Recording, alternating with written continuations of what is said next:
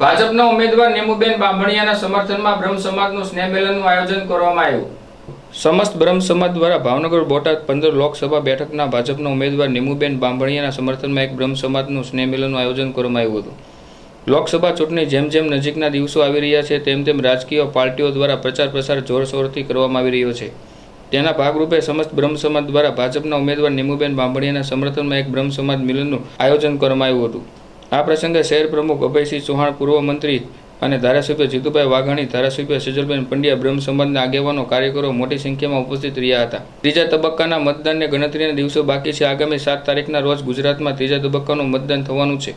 આગામી 5 મેના રોજ ચૂંટણીના પ્રચાર પડઘમ શાંત પડવાના છે, જેના કારણે ઉમેદવાર પાસે હવે મતદાનોને રીઝવવા માટે 3 દિવસ બાકી રહ્યા છે। તેવામાં આજ શહેરના રિંગ રોડ ઉપર આવેલ ખાનગી પ્લોટમાં ભાજપના ઉમેદવાર નેમુબેન બાંભણિયા સમર્થનમાં બ્રહ્મ સમાજનું સ્નેહ મિલન આયોજન કરવામાં આવ્યું હતું। આ સંમેલનમાં આગેવાનો દ્વારા ભાજપને જંગી બહુમતીથી વિજય બનાવવા હાકર કરી હતી। સમાજના દરેક સભ્યોએ વહેલી સવારથી મતદાન કરવા હાકર કરી હતી।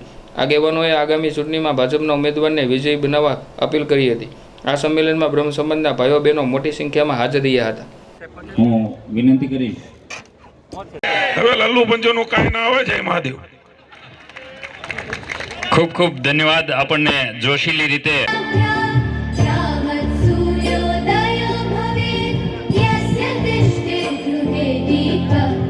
આપણી વચ્ચે પશ્ચિમ વિધાનસભાના પણ તમને વિનંતી છે ભૂદેવો, તમારી પૂરી તાકાત, તમારો પૂરો પરિચય, પૂરી શક્તિ, તમારો પૂરો સંબંધ એ સમાજ તમને વિચારે કહી શકાય। જય જય શ્રી રામ। અયોધ્યામાં પ્રભુ રામ બેઠો કે નહીં?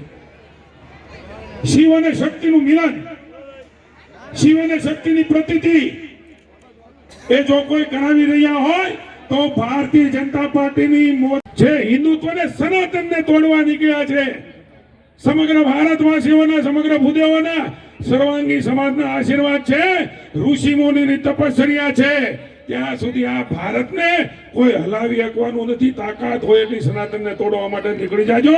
જનતા જનાર્દન અમારી સાથે છે, તમે ભોય ભેગા થઈ જશો। સનાતન અજરો અમર હતો, છે અને ભવિષ્યમાં રહેવાનો છે। હવે સનાતન હવે તમારા મોઢા ગંધાય। જય મહાકાલ। મહાકાલ લોક હોય, કાશી વિશ્વનાથ હોય, અરે તમારો મારો કાનો હોય, દ્વારકામાં સોમનાથના મહાદેવ હોય। મિત્રો, કલ્પના કરી હોય આપણા તીર્થ સ્થાનો એ આ પ્રકારના બની શકે? ભગવાને નિમિત્ત બનાવ્યા મોદીજીને, કલ્પના તો કરો। એટલે મેં કીધું કે આવું ભારત એવું બની ગયું છે જે આપણા વડવાઓ છોડતા ગયા હતા, જેનો સીધો સંબંધ આ સમાજને રહ્યો છે, એ વડીલો છોડતા ગયા હતા।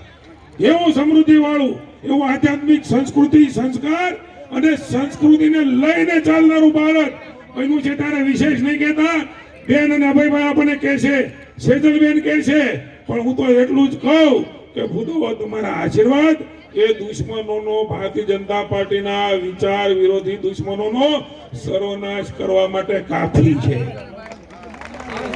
જેમણે દેશને લૂંટ્યો છે, જેમણે